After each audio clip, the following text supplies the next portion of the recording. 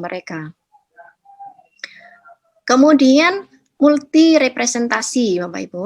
Jadi kalau dimaksud multi representasi di sini itu bahwasannya instrumen penilaian HOTS itu tidak menyajikan semua informasi secara tersurat. Artinya Bapak Ibu di dalam membuat soal HOTS itu jangan maksudnya tekstual ya Bapak Ibu ya.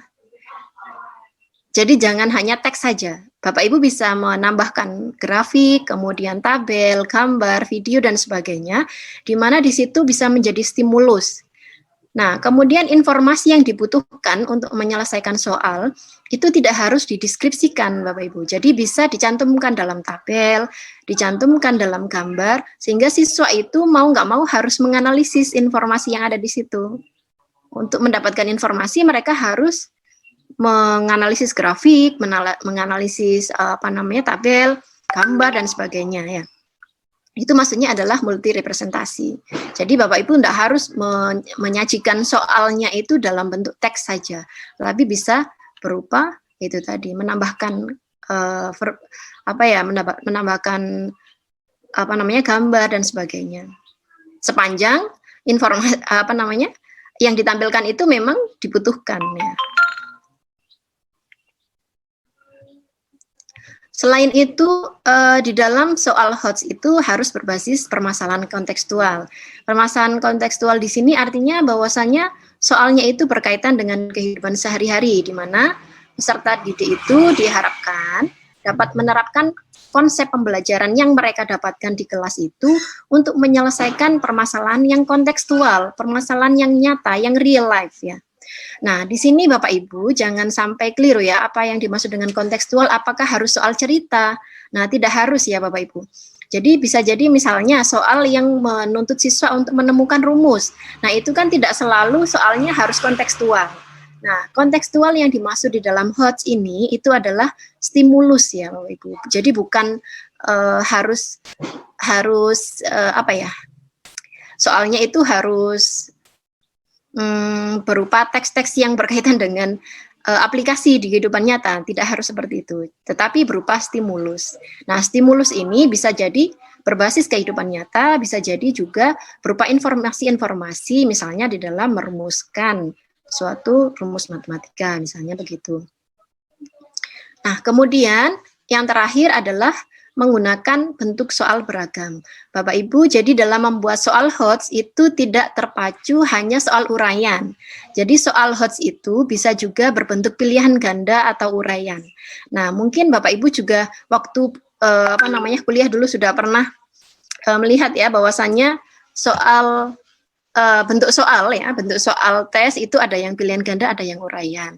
Nah, pilihan ganda sendiri banyak sekali macamnya. Ada true false ya, ada yes no question, kemudian ada fill the blank. Nah, seperti yang ditampilkan di Bu Isya tadi. Kemudian ada matching ya, mencocokkan atau menjodohkan. Nah, itu bisa dijadikan sebagai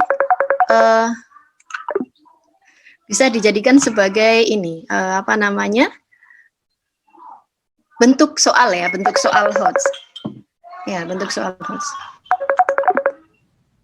Kemudian yang kedua adalah soal uraian. Nah, uraian ini bisa jadi uraian singkat ya, seperti contoh tadi, jawabannya itu iya atau tidak, setuju atau tidak, tetapi harus dengan proses menganalisis. Kemudian bisa juga dengan jawaban panjang. Nah, itu adalah bentuk soal HOTS ya, karakteristiknya. Nah, lalu bagaimana sih langkah membuat atau menyusun soal HOTS sendiri? Nah, yang pertama, iya sebentar ya, 1 menit lagi ya. Iya. Ya. Jadi untuk langkah menyusun soal HOTS itu yang pertama adalah menganalisis kompetensi dasar Bapak Ibu ya.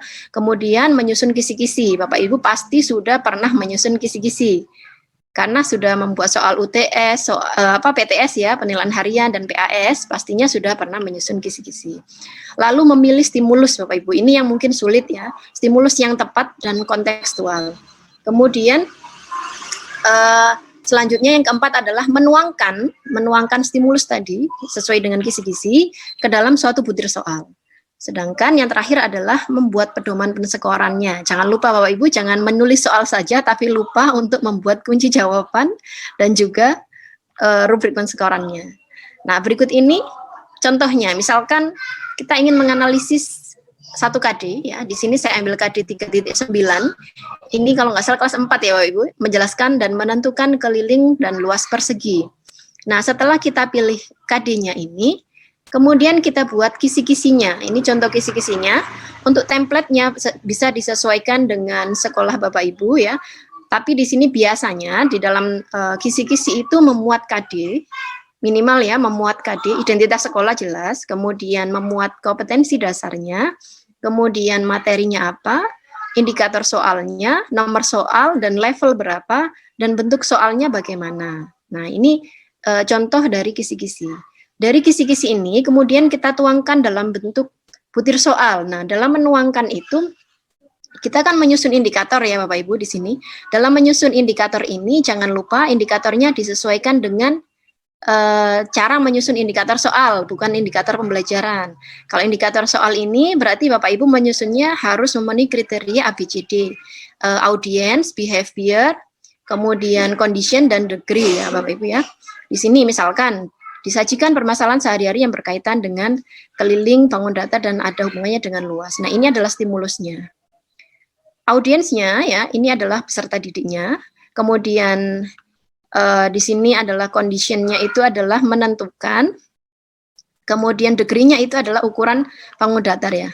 Condition dan degree-nya itu menentukan ukuran bangun datar. Nah, setelah mempunyai indikator soal ya, biasanya ini memang sulit kalau membuat indikator soal dulu baru soal itu memang sulit ya. Biasanya kalau saya dulu pengalamannya memang kebalik, membuat soal dulu baru membuat indikator soal. Karena kesulitan yang dihadapi itu tadi membuat soalnya, karena membuat soal itu memang tidak mudah ya Bapak Ibu.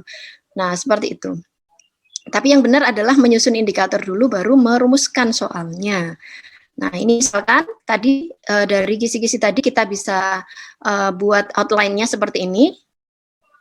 Kemudian kita sudah tahu bahwasanya ini adalah soal L3 atau penalaran levelnya ya. Baru kita tuangkan dalam butir soal, ini butir pertanyaannya. Nah, sesuai dengan stimulusnya, ini ada stimulusnya, kemudian ada hal-hal yang informasi yang dibutuhkan oleh siswa dalam memecahkan soal ini. Atau Bapak Ibu bisa menyajikan soal yang lain ya, ini saya ambil dari KD yang sama, ini soal yang lain, ini bentuknya adalah, apa Bapak Ibu? Kartu soal ya, kartu soal. Kalau guru itu memang ribet ya, harus membuat, kisi-kisi, satu kali ujian itu harus ada kisi-kisinya, ada butir soalnya, ada rubrik penskorannya, kemudian ada kartu soal, 4 item itu ya Bapak Ibu ya. Kerjaannya banyak ya memang guru itu ya. Jadi itu, tapi menyenangkan ya Bapak Ibu ya. Jadi di sini Bapak Ibu bisa membuat kartu soal ya Bapak Ibu, ini kartu soalnya. Dari kartu soal ini jangan lupa ini adalah pedoman penerapannya. Nah, ini contoh satu langkah penyelesaian